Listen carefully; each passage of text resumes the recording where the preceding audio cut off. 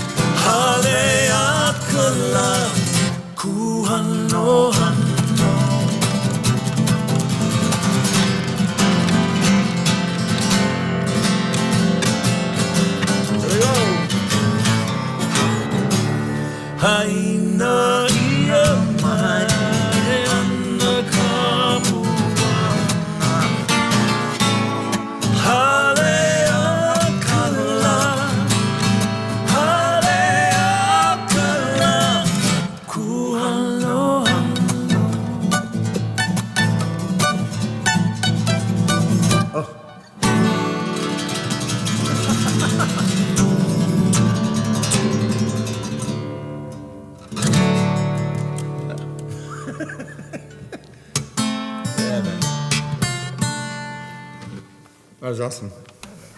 Eric Paul Gilliam, congratulations on your first show.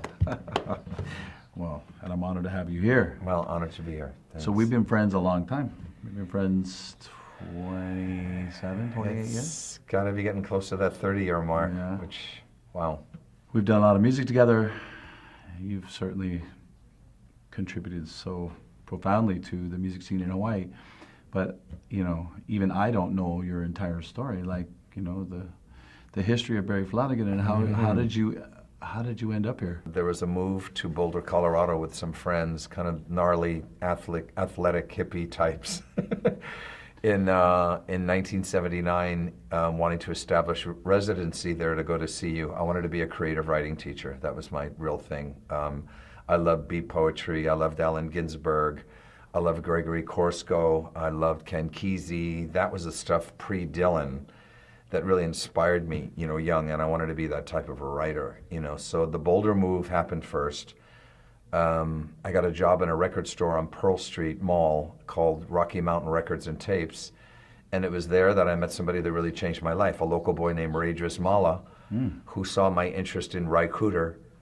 I love Ry Cooder so much, and Ry released the very first digitally recorded record called Bop Till You Drop in 1979. And I guess the big profound moment for me was Ray walking up and going, "Oh, you like Ry Cooder?" Well, he recorded with this iconic slack key. I'm like, slack key? This iconic slack key player named Gabby Pahinui, and here's the album. Oh, wow. Which album was it? The Gabby Band. the classic all The classic Moonlight Lady with the family and the little pictures of Blah and Grandpa Martin, and our prayers go out to, to Cyril. But that record, of course, profoundly changed my life. I couldn't understand a word of it, but the guitar playing and that backyard primo beer-fueled thing really got into my soul the first time I listened to it. Had you been playing music at that time? I mean, I was 8 years old in 1963, 64 when the Beatles came to America, and I watched two older sisters pulling their hair, screaming, and I'm like, I think I want that job. When I was 17, 18, I caught the music bug, much to the chagrin of my dad, who thought I was going to go at least semi-pro. And just started playing guitar a lot. And of course, you can only imagine the cultural revolution of the late 60s, early 70s there with all that amazing music coming out. So were you one of those guitar players that just locked himself in a room and just learned every lick of Jimi Hendrix and... Actually, the very first music, HAPA's music probably doesn't sound too much like any other music because the original guitar playing influence, a guy named Brian McManus was huge. He passed away. Love you, Bri. Was bluegrass. It was Americana and rock and roll, of course, but bluegrass was that flat picking stuff was considered like almost learning classical guitar if you could flat pick fast. Willie Nelson is also one of my favorite guitar players of all time. I think when I'm asked to teach somebody what is some of the greatest guitar solos you ever heard in your life, I'm not going to play them a Paco de Lucia thing. I'm going to play them Blue Eyes Crying in the Rain, because he just played the melody. He played it beautifully. It could bring me to tears when I listen to it because it's exactly what guitar should be about. Willie, if I had to name top 5 influences in my life, he's in the top 5. Yeah, because he plays the melody, which is... Yeah, the last time I heard Willie, it was a PBS, Austin City Limits, and he did "Sometimes I Wonder When the Lonely Dies Dreaming of a Song," and when he took the solo, he just played the melody note for note, and it's just those melodies are so perfectly written. Like, why would you, want to ruin it? Yeah, for lack. I mean, there's always a little spot in a solo, maybe as the goodbye, that you could just add a tiny couple of little harmonics or something just to say goodbye. But you're exactly right. I mean, he took the greatest Americana songs, and that just shows what an amazing artist and why he is. Why there only will be one. Like there's only one Ray Charles, because what he did what nobody else could ever do, which was to make sure that these melodies were left for another generation like you and I to listen to and to appreciate and to tell you, you know what? Eddie Van Halen on Eruption is one of the greatest guitar things ever, but so is Blue Eyes Crying in the Rain. And maybe Blue Eyes might be more important.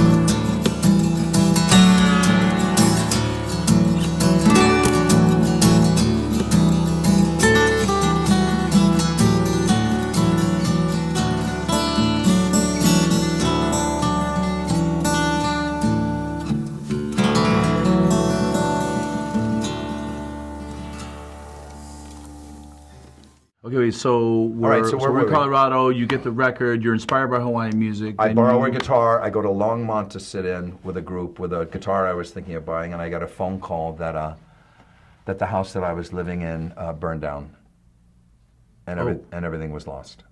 Wow. When I mean everything, I mean guitars, clothing, everything lost completely. So some money was gathered, donated, you know, that whole bit, and my girlfriend at the time, Trish Velasca, and I were trying to decide, well, we have a friend in Hawaii. It's September. It's Colorado. It just snowed yesterday.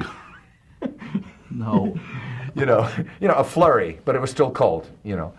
So we did a laundry, threw our clothes into the dryer, and then went back to the dryer after dinner, and our clothes were stolen.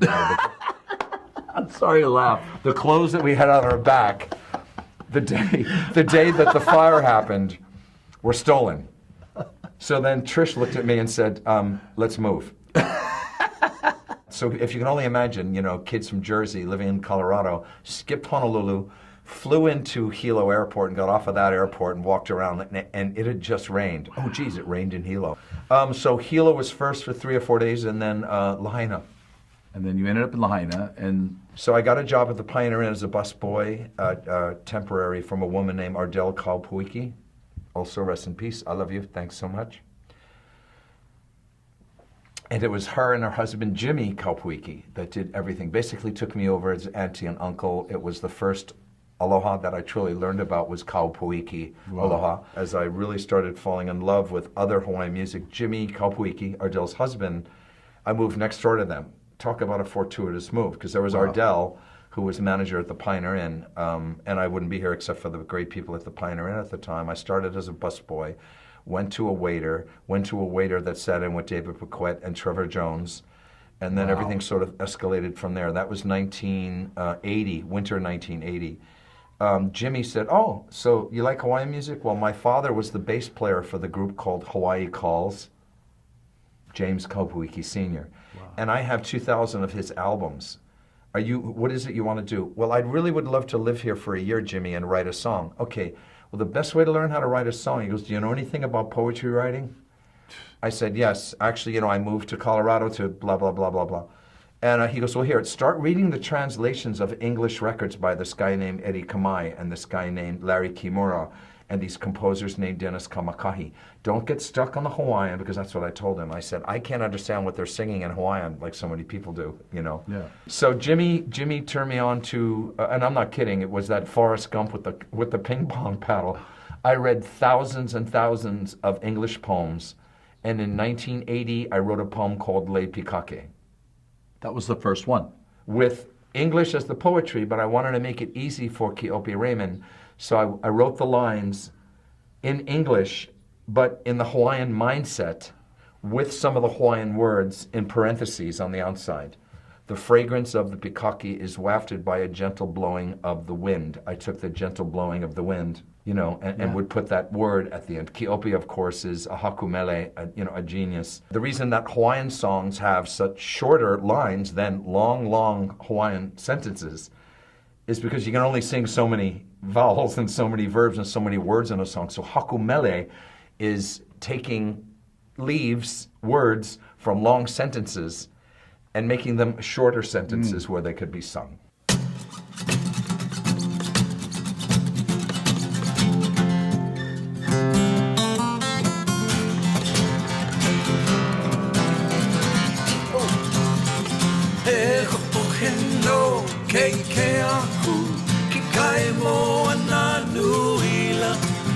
Ke aloha e hiki pona, me ke aloha ka lipoa.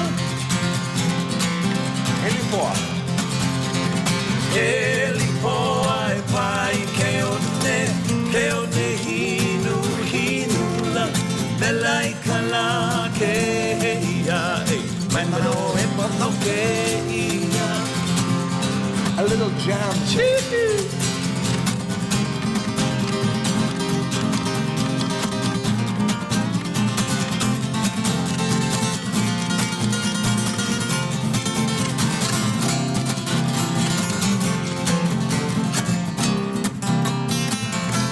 Ko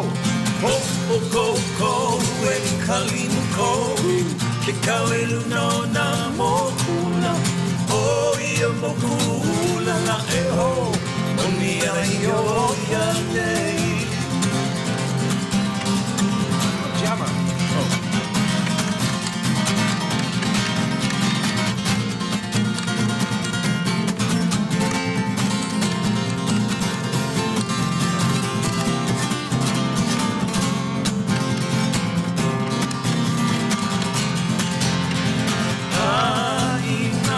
Mai ka puana, kali poa me kali muko Hoa pili o e me ka pahe Ana nile kali palu Aina?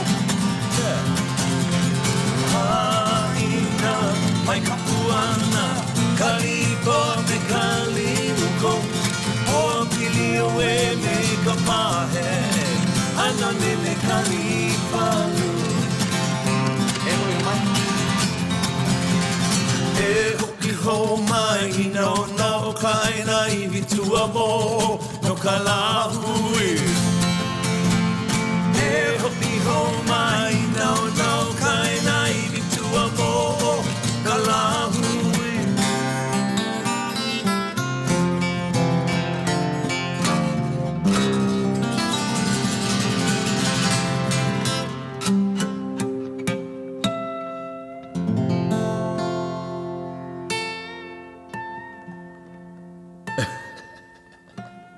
Only took 3 times, but I got it at 3. And so, at what point did the formation of HAPA happen? Yeah, okay, so there was a really beautiful woman named Wailani Yim. We ended up working on a dinner cruise boat together. Those were some of the first gigs that I got for pioneering and dinner cruise boats, which at the time, I mean, they still pay really, really well, you know, if you want to be doing that type of work. Jimmy Kaupwiki and I did a dinner cruise boat, and Wailani, we heard that she was this great hula dancer, just moved, was working at the Royal Lahaina, and we hired her, and I met her, and she heard me sing, and said, "Oh, you got to meet, hey, you got to meet my uncle Kili'i, because he's a really good singer. I think the two of you would be really good together." So here's a girl telling me about her uncle. So I'm thinking like Uncle Jimmy Kaupwiki, somebody 10, 15, 20 years older than me. But I was invited to a Christmas party. He was there. I didn't know how old he was or who he was. I showed up, looked in the window. I would be like the only kind of like outsider guy I could tell. So I had a guitar, like any guy. I felt embarrassed to walk into a room like, "Hey, look, it's the I'm the white guy from New Jersey." It's the Howley guy with the guitar. So I looked for a place to hide the guitar, and over in the corner was a pair of slippers and a guitar, and they were Kili'i's. Oh, funny. And this was the first time that you guys had jammed together? Yeah, and what happened was everybody left. You know how that goes, right? Because it was a noisy party. Right. And Kili'i and I sat down with the guitars. There I was playing songs like Waika and just, you know, the Hawaiian songs that everybody wanted to learn when they moved here. And here he was playing all the songs I knew before I moved to Hawaii. James Taylor's You Can Close Your Eyes. And, yeah, right. All the killer folk songs. All the great Kenny Rankin songs, all the great James Taylor songs. Yeah. So, I mean, the 10 or 12 people that were in the room at the night that didn't know us, all thought that we were a band. Little did they know. Little did they know. It would become... Yeah. HAPA. Well, I mean, I really wouldn't be sitting here if it wasn't for Kili'i. I had the I guess the oomph and the, what's it called really, by Gary Vaynerchuk. I guess I had the hustle at the time to, you know, really want to put something together with Kili'i, but by no means would I be sitting here or have any career at all concerning anything in Hawaii if it wasn't for that beautiful voice that family gave Kili'i. At that point, I learned in 1983 another profound moment, that there were less than 20 adolescents speaking the Hawaiian language.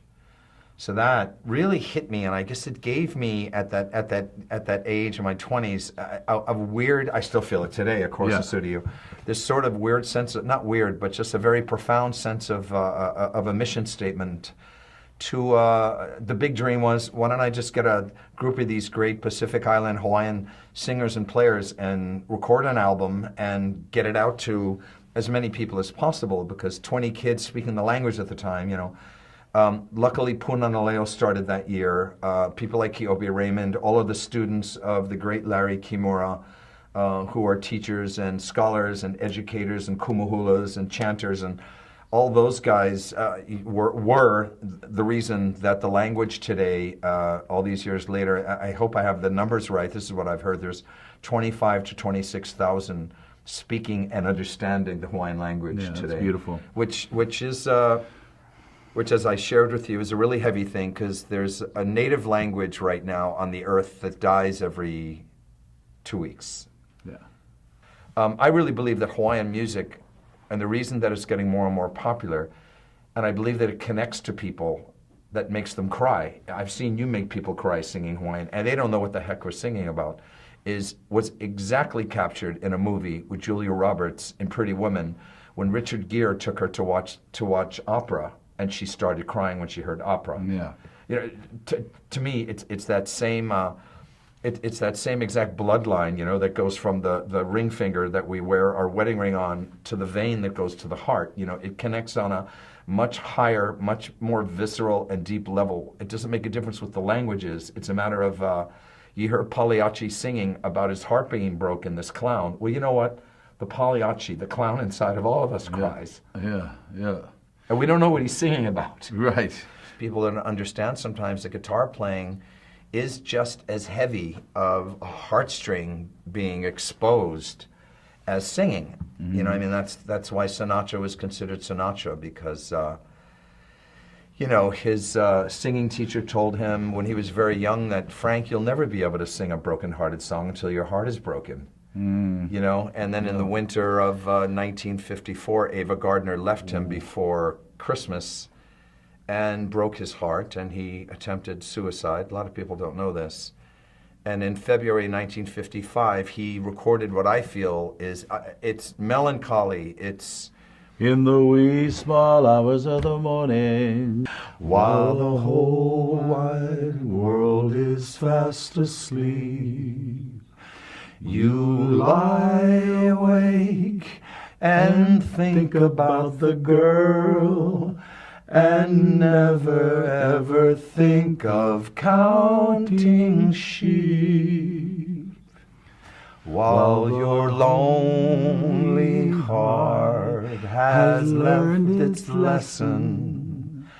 You'd be hers if only she would call in the wee small hours of the morning. I believe that, sorry. That's the time. That's the time you miss her most of all. It's 3, 4.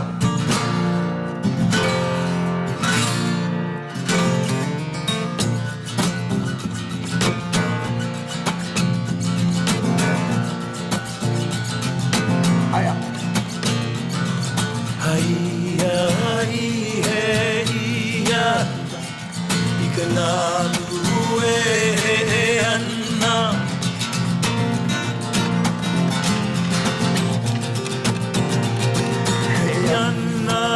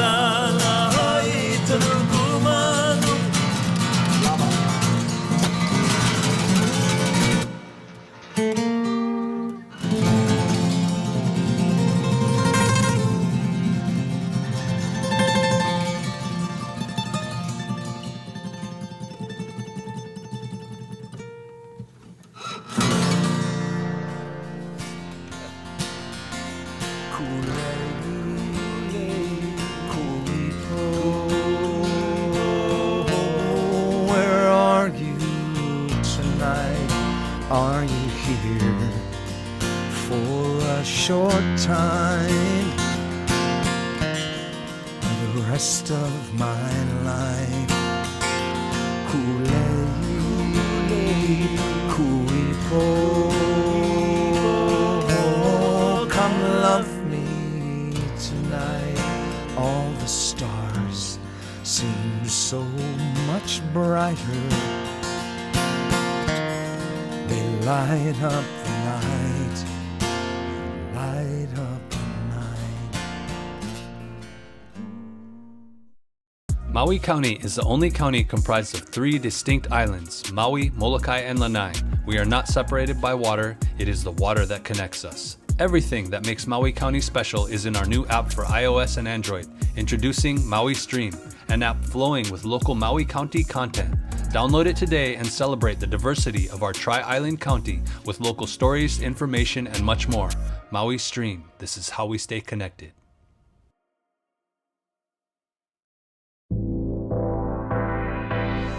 Akakū Maui Community Media, operating cable television channels on Spectrum and Hawaiian Tel. Government Channel 53, All Access Channel 54, Live and Local Channel 55, plus streaming in HD on Maui Stream, online and through the mobile app. Also programming local radio, KAKU 88.5 FM. All Maui, all the time. This is how we stay connected. Akakū Maui Community Media is a 501c3 tax-deductible nonprofit with one simple mission: to empower our community's voice.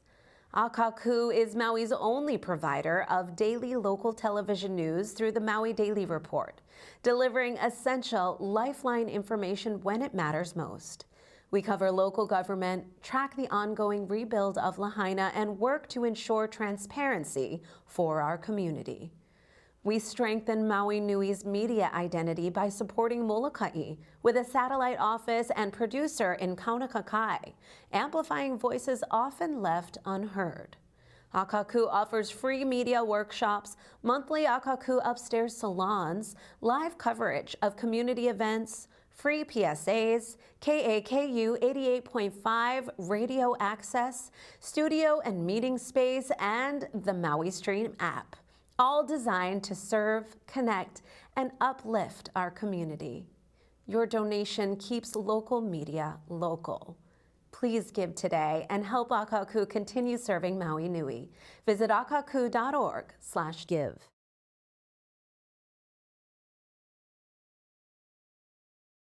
All Maui, all the time, anywhere you go. Maui Stream for Maui lovers. An all-new mobile app for your phone. Watch Maui's community channels live in HD. Find your favorite programs with custom playlists. Submit your own videos. Listen to KAKU 88.5. Available now on the App Store and Google Play. Maui Stream. 3 islands, 1 stream.